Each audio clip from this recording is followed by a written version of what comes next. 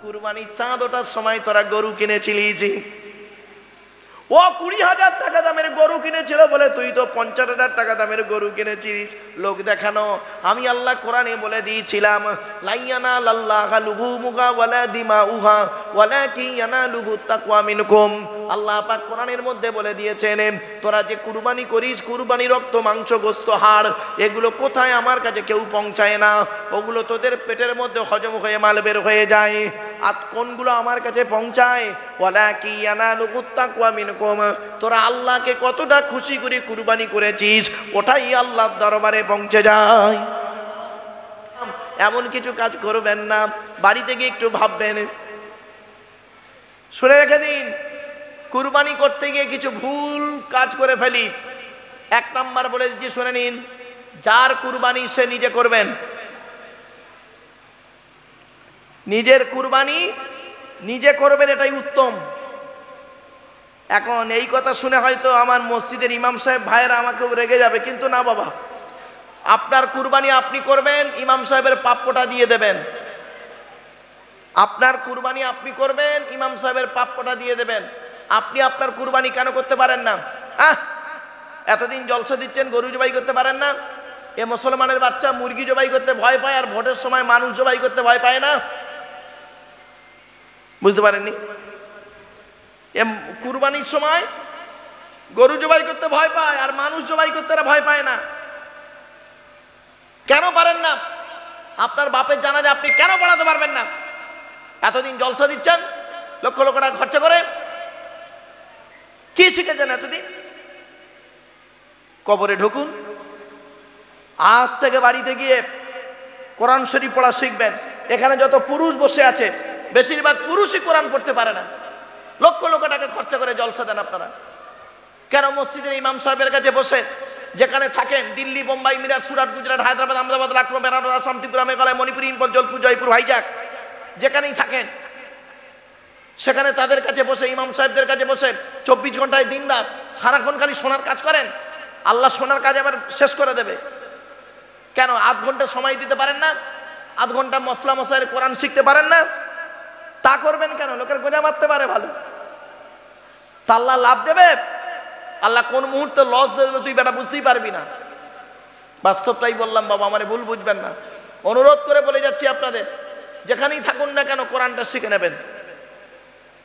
এরপরে আসছি 3 নাম্বার হলো, কিয়ামতের মাঠে একজন জ্ঞানী লোকের বিচার হবে। আমি আল্লাহ তোকে জ্ঞান দান করেছিলাম, জ্ঞানটা কোথায় ব্যয় করেছিস বল।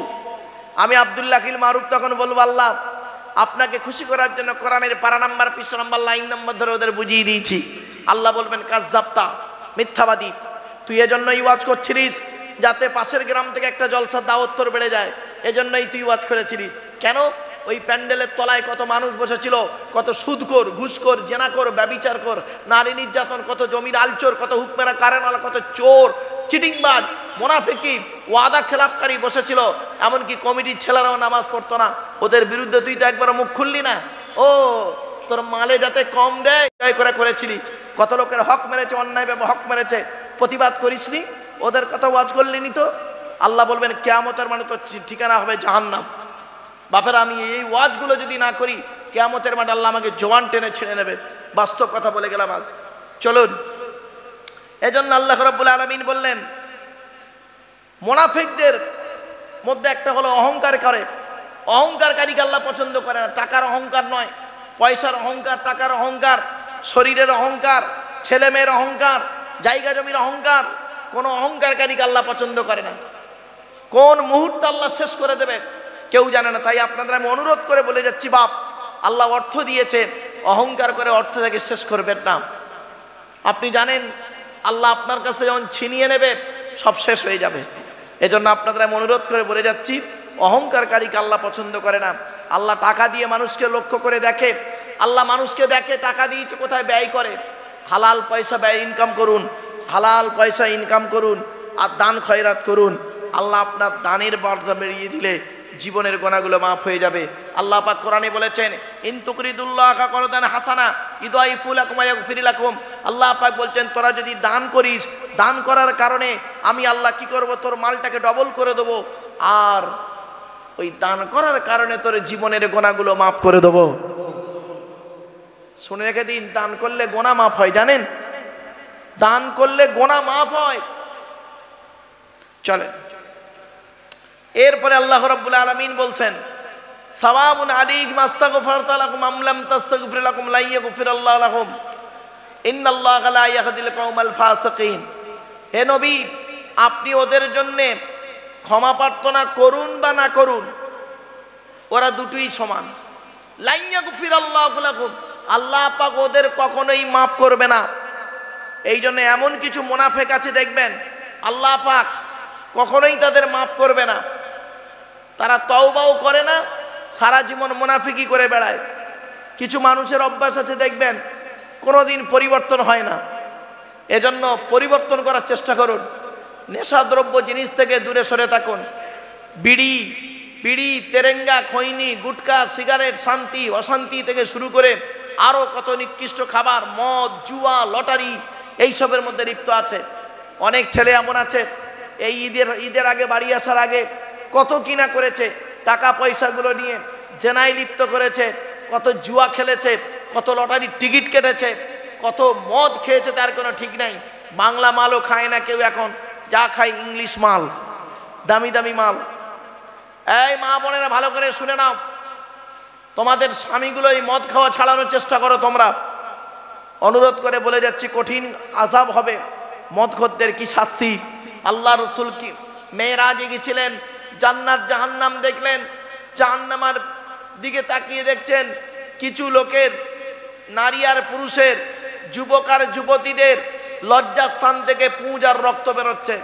আল্লাহ নবী বললেন মান হাউলাকি ইয়া কি জিবরাইল, মান হাউলাকি ইয়া কি জিবরাইল, ও ভাই জিবরাইলেরা কারা?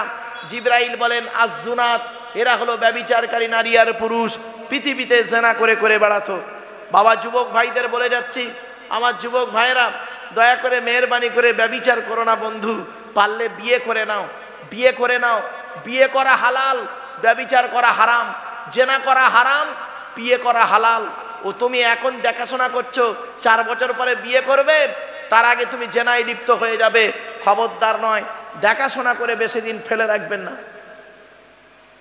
আর আপনারা কি করেন, এবছরে দেখাশোনা হয়েছে আর 1 বছর পরে বিয়ে দিচ্ছেন। হ্যাঁ কেন? সঙ্গে সঙ্গে বিয়েটা পড়িয়ে রাখতে পারলেন না? অনুষ্ঠানটা নাই পরে করবেন। ওই ছেলে মেয়ে যদি জেনায় লিপ্ত হয়, বাম্মা এবং ছেলের বাম্মা, মেয়ের বাম্মা, সব কোটার ঘাড়ে পাপ ঢুকবে। অনুরোধ করে বলে যাচ্ছি, ব্যভিচার থেকে দূরে সরে থাকুন। এরপরে আল্লাহ পাক বলছেন হুমুল্লাযীনা ইয়াকুলুনা লা তুনফিকু আলা মান ইনদা রাসূলিল্লাহ হাত্তা ইয়ানফাদু ওয়ালিল্লাহি খাযাইনুস সামাওয়াতি ওয়াল আরদি ওয়ালাকিন্নাল মুনাফিকিনা লা ইয়াফকাহুন। ওই সমস্ত মানুষ তারা বলে, মুনাফিকদের কাজ কি জানেন? মুনাফিকরা বলে মুসলমানদের পেছনে পয়সা ব্যয় করো না, মুসলমানদের পেছনে পয়সা ব্যয় করলে ক্ষতি হবে, মুসলমানদেরকে পয়সা ব্যয় করো না। তারা বলে হুমুল্লাযীনা ইয়াকুলুন, তারা বলেন লা তুনফিকু আলা মান ইনদা রাসূলিল্লাহ, আল্লাহর নবীর কাছে যারা আছে ওদের পেছনে পয়সা ব্যয় করো না, হাত্তা ইয়ানফাদু, ওরা এমনিতেই সরে পড়বে। ওয়ালিল্লাহি খাযাইনুস সামাওয়াতি ওয়াল আরদ, আল্লাহ আসমান আর জমিনের খাজানা হচ্ছে আল্লাহর কাছে। ওয়ালাকিন্নাল মুনাফিকিনা লা ইয়াফকাহুন, মুনাফিকরা এটা বুঝতে পারে না। ইয়াকুলুনা লা ইরজানা ইলাল মাদিনাতি, তারা বলে আমরা যখন মদিনায় ফিরে যাব, লা ইখরুজান্না লা আযযু মিনহাল আযাল্লা, ক্ষমতাবান লোকেরা দুর্বলদেরকে বের করে দেবে। ওয়ালিল্লাহিল ইজ্জাতু ওয়া লিরাসূলিহি, ইজ্জত হলো আল্লাহর জন্য, ওয়া লিরাসূলিহি, রাসূলের জন্য ইজ্জত। ওয়ালাকিন্নাল মুনাফিকিনা লা ইয়ালামুন, মুনাফিকরা কিন্তু জানে না। হে পৃথিবীর মানুষ শুনে নাও, আজ তোমরা ফিলিস্তিনকে অত্যাচার করেছো, আজ তোমরা ইরাকের মুসলমানকে অত্যাচার করেছো, আজ তোমরা আফগানিস্তানের মুসলমানকে অত্যাচার করেছো, বিশ্বের মুসলমানকে তুমি অত্যাচার করে কি করবে? মনে রেখো, এ জাতি এমন একটা জাত, এরা সহ্য করতে পারে এবং সময় পেলে এরা প্রতিবাদও করতে জানে। মনে রাখবে, এরা সেই মুসলমান নয় এরা হলো কনভার্টেড মুসলমান। সেই মুসলমানের দিকে লক্ষ্য রাখুন। কোন মুসলমান 1000 কাফেরের মোকাবেলা করতে গিয়েছিল, 313 জন মুসলমান বদরের যুদ্ধের প্রান্তরে। সেই দিন যদি 313 জন মুসলমান মারা যেত, তাহলে আজকের ইসলাম এ ধর্ম আপনি পেতেন না। আর শুধু তাই নয়, সারা বিশ্ব গবেষণা করে দেখছে আগামী 50 বছরের ভিতরে সারা বিশ্বে সর্বশ্রেষ্ঠ ধর্ম হবে ইসলাম। জোরে বলুন। আমি বলিনি, বৈজ্ঞানিকরা সমীক্ষা করে বলছে, জ্ঞানীগুণীরা বলছে যে ধর্মর প্রভাব প্রসার হয়েছে 1500 বছর আগে। কত কত কত যে ধর্মটা বিস্তারিত লাভ করতে শুরু করেছে 1500 বছর আগে। 1500 বছরের মধ্যে যে ধর্মটা সারা পৃথিবীর দ্বিতীয় বৃহত্তম ধর্ম, সংখ্যায় সংখ্যাগরিষ্ঠ হয়ে গেছে, প্রায় সেকেন্ড লার্জেস্ট বলা হয়েছে। তার মানে পৃথিবীতে এখনো 200 কোটি মুসলমানে পৌঁছে গেছে। সুবহানাল্লাহ বলেন। শুধু তাই নয়, ইসলামের শুধু কি দেখে তারা ইসলাম গ্রহণ করেছে? তারা কোরআনের আদর্শ, মুহাম্মদ সাল্লাল্লাহু আলাইহি ওয়াসাল্লামের আদর্শ থেকে ইসলাম গ্রহণ করেছে। এজন্য বলে যাচ্ছি, হে ভারতের মুসলমান, মুনাফিকি করো না, তোমার কোনো জায়গা হবে না। মুনাফিকি করলে তোমার ঠিকানা হবে জাহান্নাম, আল্লাহর গজব তোমার উপরে পড়বে। আল্লাহ পাক বলেছেন, ইয়া আইয়ুহাল্লাযীনা আমানু ইন তানসুরুল্লাহ ইয়ানসুরুকুম ওয়া ইউসাব্বিত আকদামাকুম। আল্লাহ পাক বলেন, এই ইমানদার বান্দাগণ, তোমরা সাহায্য করো, আল্লাহ সাহায্য করো, আর তোমাদের কদমগুলোকে ঠিক রাখো, পায়ের মাটিটা ঠিক রাখো, টলিয়ে দিও না, মুনাফিকি করতে যেও না বাপ। আজ অনেকে বোঝে না, মূর্খের মতো মুনাফিকের কাজের সঙ্গে জড়িত। যেই বাটা হচ্ছ, একদিন তোমাকে একদিন ফাঁসতে হবে। সারা পৃথিবী চেয়েছিল এই কোরআনকে নিভিয়ে দিতে চেয়েছিল।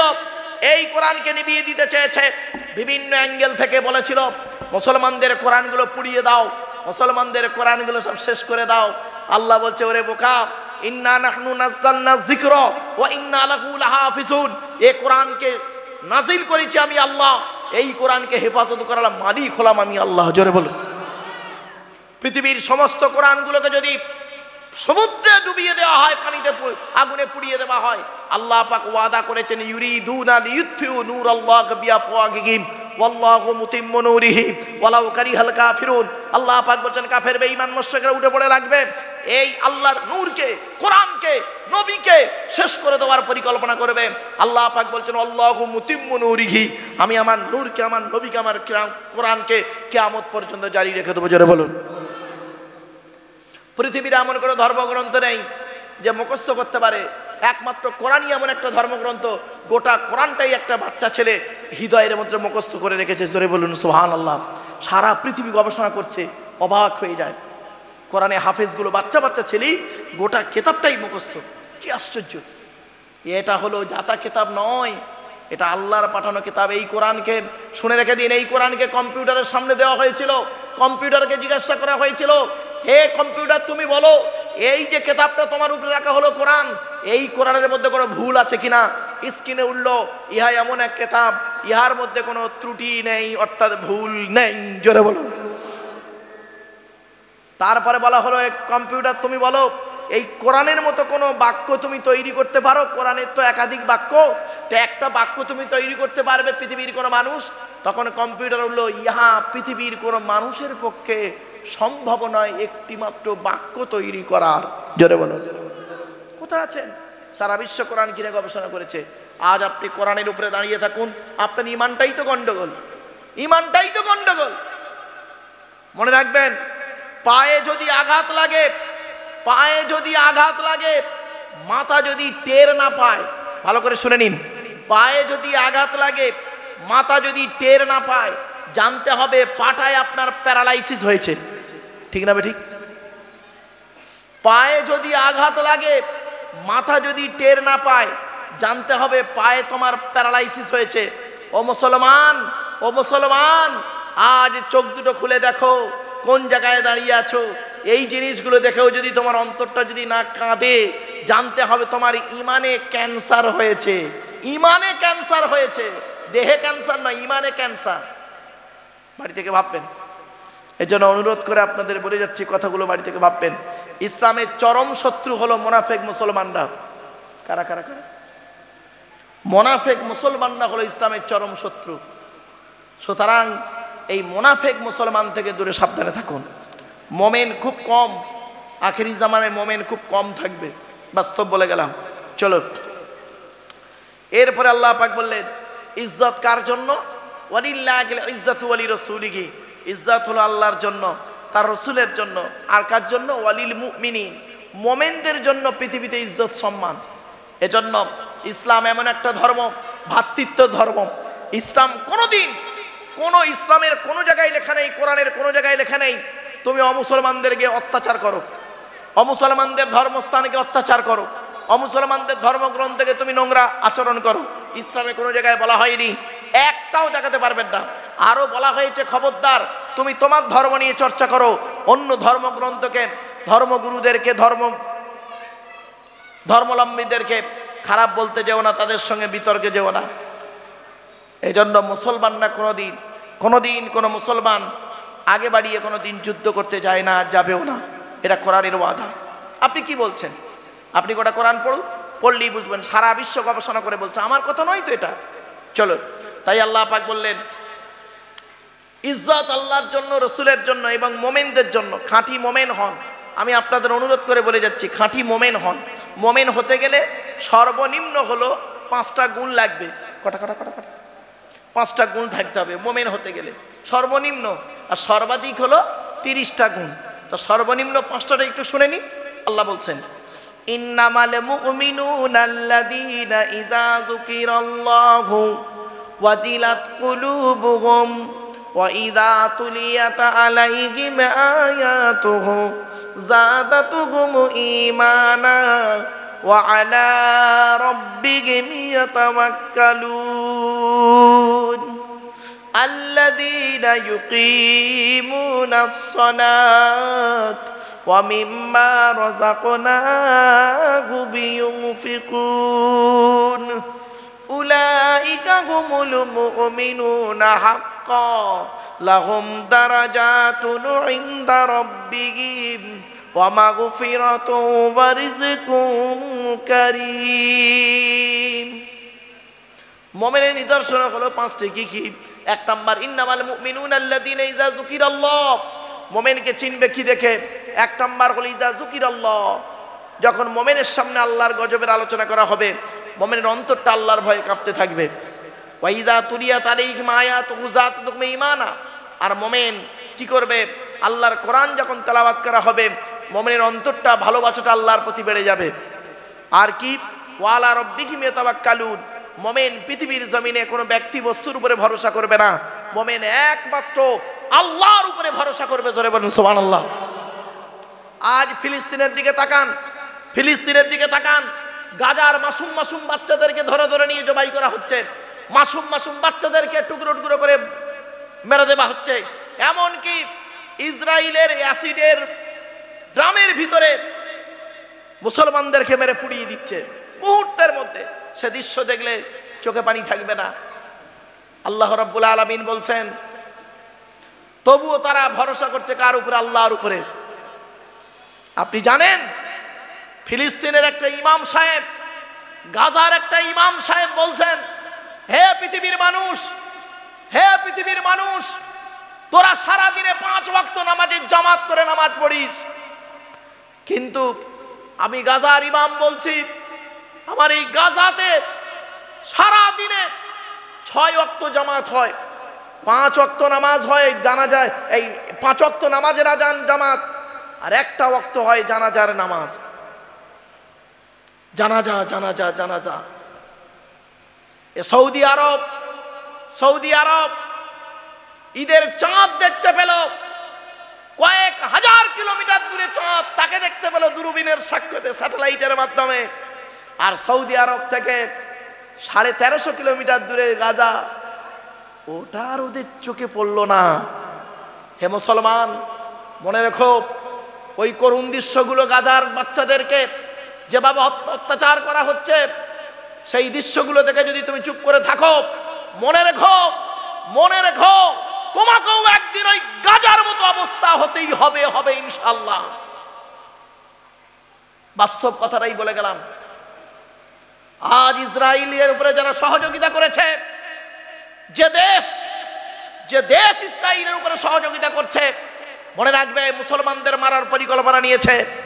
একদিন এই দেশ একটা জায়গায় পৌঁছাবে, ইমানের পতাকা, ইসলামের পতাকা এই পৃথিবীর জমিনে উড়বেই উড়বে, এটা মনে রেখো। আজ বাইতুল মুকাদ্দাস, যে মসজিদের নবীদের জন্ম, যে মসজিদে নবীদেরকে হত্যা করা হয়েছিল আশপাশে, সেই বাইতুল মুকাদ্দাস তারও চারিধারটা ধ্বংস করে দেওয়া হচ্ছে। মনে রাখবেন, আল্লাহর গজব কোন দিক থেকে পড়বে বুঝতেই পারবে না। আল্লাহর মদদ আসবেই আসবে, একদিন আসবেই আসবে। মুসলমানরা কিন্তু আল্লাহর উপরে বিশ্বাস করে, এটা মনে রাখবেন। এই পৃথিবীতে মরতে একদিন হবেই হবে, আপনাকে আমাকে মরতে একদিন হবেই হবে। স্বাভাবিক মৃত্যু নয় অস্বাভাবিক মৃত্যু, এই তো, কিন্তু মৃত্যু আপনার হবেই হবে। মনে রাখবেন, আজ ওই গাজার দিকে তাকালে চোখে পানি থাকে না। মাসুম মাসুম বাচ্চাগুলো অন্যায় করেনি, যুদ্ধের সংবিধান এটা বলে নাই, ইসলাম এ কথা বলে নাই। মনে রাখবেন, ইসরায়েলের বহু মেয়ে ছেলে সেনাবাহিনী তারা গাজার কাছে, হামাসের কাছে আবদ্ধ ছিল। তারা এসে বলছে, হামাসের যে চরিত্র, অবাক হয়ে যাচ্ছি, তারা আমাদের সঙ্গে খারাপ ব্যবহার করা তো দূরের কথা, আমাদের দিকে চোখ তুলে তাকায়নি। ইসলাম এত ভালো ধর্ম আমাদের জানা ছিল।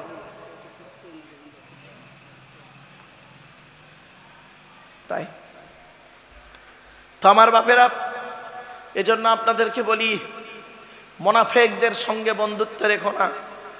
মোনাফেক যারা, শুনে নিন, হিটলার নাম শুনেছেন? হিটলার, আরে ভাই বলুন না, হ্যাঁ, হিটলার লক্ষ লক্ষ ইহুদিকে মেরেছিল, জানেন? হাজার হাজার ইহুদিকে মেরেছিল। তো হিটলার লাস্টে একটা বাক্য লিখে গিয়েছিল মরণের আগে, হে পৃথিবীর মানুষ শোন, আমি এতগুলো ইহুদিকে মেরে দিয়েছি, মেরে দেওয়ার পরে আমি কিছু ইহুদিকে রেখে গেলাম। কেন জানিস? তোরাই বুঝতে পারবি যে কেন আমি এই কটাকে রেখে গেছি, কি জাতেরা। কি বুঝলেন? মৃত্যু হবে, মরতে তো আপনাকে হবে, হয় জেলে মরতে হবে, আর নইলে ঘরে মরতে হবে, ফাঁসির মঞ্চে ঝুলতে হবে, নয় অ্যাক্সিডেন্টে মরতে হবে। মৃত্যু আপনার হবেই হবে। আল্লাহ পাক কোরআনে বলেছেন তো, ইন্নাল্লাহা ইনদাহু ইলমুস সাআ ওয়া ইউনাজ্জিলুল গায়স ওয়া ইয়ালামু মা ফিল আরহাম ওয়া মা তাদরি নাফসুম মাযা তাকসিবু গাদা ওয়া মা তাদরি নাফসুম বিআইয়ি আরদিন তামুত ইন্নাল্লাহা আলিমুন খবীর। আল্লাহ পাক বলছেন, কিয়ামত কবে হবে বান্দা কারোর বলার ক্ষমতা নেই। ওয়া ইউনাজ্জিলুল গায়স, কোন মেঘে কতটা পানি বর্ষণ হবে এ বলার ক্ষমতা কারোর নেই। ওয়া ইয়ালামু মা ফিল আরহাম, মায়ের পেটে কি আছে ওটা কেউ জানে না। ওয়া মা তাদরি নাফসুম মাযা তাকসিবু গাদা, আগামীকাল বান্দা কি খাবার খাবে, কত টাকা উপার্জন করবে এ বলার ক্ষমতা কারণ নাই। ওমা তাদরি নাফসুম বিআইয়ি আরদিন তামুত, কোন জমিনে কোথায় কিভাবে তোমার মৃত্যু হবে এ বলার ক্ষমতা কারণ নেই। মৃত্যু একদিন না একদিন হবেই হবে। তবে এই রক্তলীলা বেশি দিন চলবে না, এ খতম হবেই হবে একদিন না একদিন। কোরআন জানিয়ে দিয়েছে, হে মুসলমানেরা, তোমরা আল্লাহর প্রতি দৃঢ় বিশ্বাস রাখো, আল্লাহর প্রতি দৃঢ় বিশ্বাস রাখো, আর রসুলের প্রতি বিশ্বাস রেখে তোমরা এগিয়ে যাও। তোমাদের কেউ লোম পর্যন্ত টলাতে পারবে না। বিশ্বনবী মুহাম্মদ সাল্লাল্লাহু আলাইহি ওয়াসাল্লাম বলেছিলেন, তারাকতু ফীকুম আমরাইনি লাম তাদিল্লু মা তামাসসাকতুম বিহিমা কিতাবাল্লাহি ওয়া সুন্নাত রাসূলিহি। নবী বলেছিলেন, আমি তোমাদের কাছে দুটো জিনিস রেখে গেলাম, এক হলো কোরআন, দুই হলো হাদিস সুন্নাহ। যতদিন পর্যন্ত তোমরা দুটো জিনিসকে আঁকড়ে ধরবে, ততদিন পর্যন্ত তোমাদের গায়ের লোম কেউ টলাতে পারবে না। মনে রাখবেন, মুহাম্মদ সাল্লাল্লাহু আলাইহি সাল্লামের আদর্শটা শুনুন, শুনলে চমকে যাবেন। মুহাম্মদ সাল্লাল্লাহু আলাইহি সাল্লাম কত ইহুদিদের বাড়ি, কত নাসারাদের বাড়ি, কত অমুসলমানদের বাড়িতে গিয়েছেন। তার সম্পর্ক ভ্রাতৃত্ব ছিল, ভালোবাসা। এই জন্য ইসলাম ধর্ম ভ্রাতৃত্বের ধর্ম, ভালোবাসার ধর্ম। ইসলাম হলো আদর্শের ধর্ম। এখন আপনি বলতে পারেন, একজন গালে দাড়ি মাথায় টুপি রেখে খুন করছে, বোমা মারছে, মনে রাখবেন ইসলাম কোনোদিন সে মুসলমান নয়। নাম তার মুসলমান হতে পারে, তার কামটা মুসলমান নয়, বললে হবে না ফালতু। যে খাঁটি মোমেন মুসলমান হবে সে কোনোদিন এই পাপ কাজে লিপ্ত হবে না, কোনোদিন হবে না। গালে দাড়ি রেখে যদি মাথায় টুপি দিয়ে যদি মুসলমান হতো তাহলে কোরআনে ইসলামের এতগুলো দিক বলা হতো না। শুনে রেখে দিন, ইমানের 70টা ভাগ, কটা 70টা ভাগ। কোরআনে আছে 30টা আর হাদিসে আছে 70টা, মোট 100টা ভাগ। 100টা গুণ থাকতে হবে তবে সে হবে মোমেন। আপনি যাই তাই মোমেন বলে দেবেন যাকে তাকে? না। যাকে তাকে মুসলমান বলে দেবেন গালে দাড়ি মাথায় টুপি আর পাঞ্জাবি দেখলে? না। ইসলামের আদর্শটাই হলো আলাদা। ইসলাম দেয় ভ্রাতৃত্ব, ভালোবাসা। এজন্য আপনাদেরকে বলে যাচ্ছি, হিন্দু মুসলিম কাঁধে কাঁধ মিলিয়ে চলবেন, একে অপরের বিপদে ঝাঁপিয়ে পড়বেন, একই কলের জল খান, একই রাস্তায় চলাফেরা করেন, একই সূর্যের আলো, সূর্যের প্রতিফলিত রশ্মি রাতে রাতে চাঁদের প্রতিফলিত রশ্মি রাতে ব্যবহার করেন, আর সূর্যের কিরণ গায়ে লাগান। দিনের বেলা মারামারি ঝগড়া না করে ভ্রাতৃত্ব বজায় রেখে চলুন, দেখবেন শান্তি আসবে, ভালোবাসা আসবে। তাই আল্লাহ রাব্বুল আলামিন বলে, পৃথিবীর মানুষ শোনো, ওয়ালিল্লাহিল ইজ্জাতু ওয়ালি রাসূলিহি ওয়ালিল মুমিনিন। ইজ্জত হলো আল্লাহর জন্য, রাসূলের জন্য, আর মুমিনদের জন্য ইজ্জত। ওয়ালাকিন্নাল মুনাফিকিনা লা ইয়ালামুন, মুনাফিকরা এটা কিন্তু বোঝে না। চলুন, এতক্ষণ আমি আপনাদের কাছে একটা পাঠ নিয়ে আলোচনা করেছি, আর 3টে কথা আলোচনা আছে, 3টে বাক্যের আলোচনা। তার মাঝখানে একবার উচ্চ আওয়াজে দরুদ শরীফ, আল্লাহুম্মা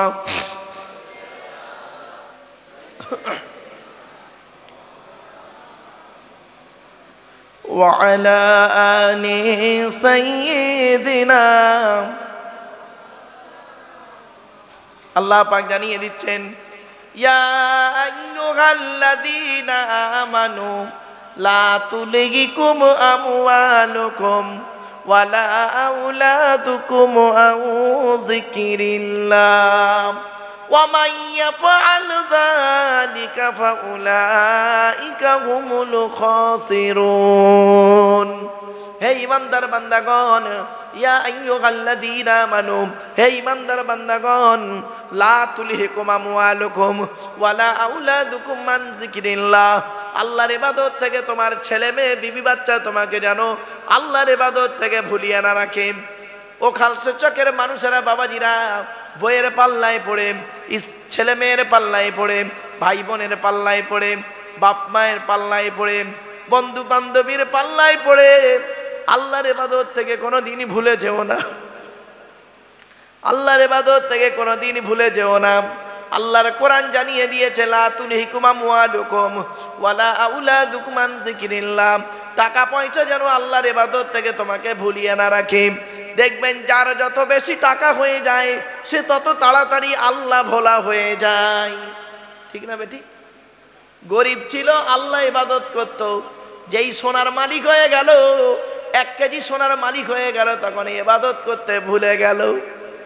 আল্লাহ বলে, বান্দা শোন, আমি আল্লাহ তোকে অর্থ দিয়ে পরীক্ষা করি, রোগ দিয়ে পরীক্ষা করি, টাকা দিয়ে পরীক্ষা করি, ভয় দিয়ে পরীক্ষা করি, ক্ষুধা দিয়ে পরীক্ষা করি, বিভিন্ন অ্যাঙ্গেলে তোকে পরীক্ষা করি।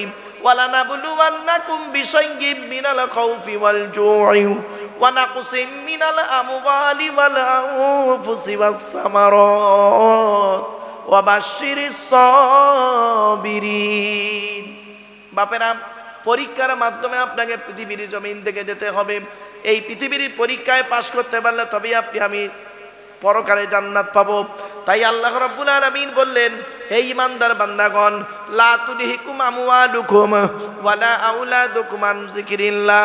আল্লাহর ইবাদত থেকে তোমাদের ছেলে মেয়ে বিবি বাচ্চা টাকা পয়সা ধন সম্পদ যেন আল্লাহর ইবাদত থেকে ভুলিয়ে না রাখে। আজকের এই রমজান মাস গেল, রমজান মাসে রোজা করেছে অনেকে, আর রোজার পরে আবার যখন নতুন করে কাজ শুরু করেছে, আর নামাজও নেই, ইবাদত বন্দেগী আর কিছু নাই।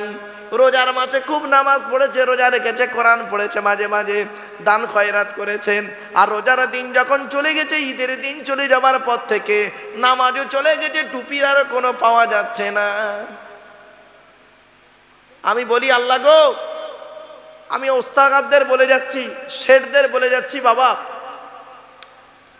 আমি আপনাদের অনুরোধ করে বলে যাচ্ছি, শেঠগুলোকে, মুসলিম যত কাস্টমার আছে, মুসলিম যত কারিগর আছে, আপনারা তাদেরকে যখন নেবেন কাজে, যে দেখ আল্লাহ রেজেকের মালিক, রেজেক যা পাবি পাবি, 5 ওয়াক্ত নামাজটা আমার কারখানায় পড়তে হবে না, এরাম সেট খুব কমই আছে। ওদের ধারণা কর্মচারী যদি 5 ওয়াক্ত নামাজ পড়ে 10 মিনিট করে 50 মিনিট, 5 ওয়াক্ত 50 মিনিট যাবে, 1 ঘন্টা কাজে লস হয়ে যাবে। তুমি কি জানো তোমার 1 ঘন্টা কাজে লস হচ্ছে না, আল্লাহ ওর দ্বারা অনেক কাজ আরো করিয়ে নেবে। আর তুমি যদি ওই 1 ঘন্টা কাজে দেখতে যাচ্ছ, 1 বছর পরে দেখবে তুমি হয়তো ভাবছো অনেক কিছু হচ্ছে, কিন্তু না বাবা, কোন দিন তোমার 250 গ্রাম মাল পালিয়ে যাবে, তুমি খুঁজেও পাবে না, আর কে নিয়ে গেছে বুঝতেও পারবে না। লাস্টে যখন খোঁজাখুঁজি করে যাবে, 1.5 লাখ টাকা খরচা করে তার খুঁজে যখন বের করবে, সে বলবে সব হারিয়ে গেছে, মানে মাল আর কিছু নেই, ঠ্যাং কেটে নেবে। বাস্তবটাই বললাম। এজন্য আপনি নিজে আল্লাহর পথে থাকুন, আর কারিগরদেরকেও আল্লাহর পথে রাখুন, এ দায়িত্ব আপনার। তাই আল্লাহ পাক কোরআনে বলেছেন, হে ঈমানদার বান্দাগণ, লা তুলহিকুম আমওয়ালুকুম ওয়ালা আওলাদুকুম আন যিকরিল্লাহ, হে ঈমানদার বান্দাগণ, তোমাদের ধনসম্পদ, তোমাদের সন্তান সন্তানাদি আল্লাহর জিকির থেকে, আল্লাহর ইবাদত থেকে যেন ভুলিয়ে না রাখে। যে ব্যক্তি বইয়ের পাল্লায় পড়ে, ছেলে মেয়ের পাল্লায় পড়ে, টাকা পয়সার পাল্লায় পড়ে আল্লাহর ইবাদত ভুলে যাবে, ওমাইয়া ফাল যালিকা ফাউলাইকা হুমুল খাসিরুন, তারাই হবে ক্ষতিগ্রস্ত, তারাই হবে ক্ষতিগ্রস্ত।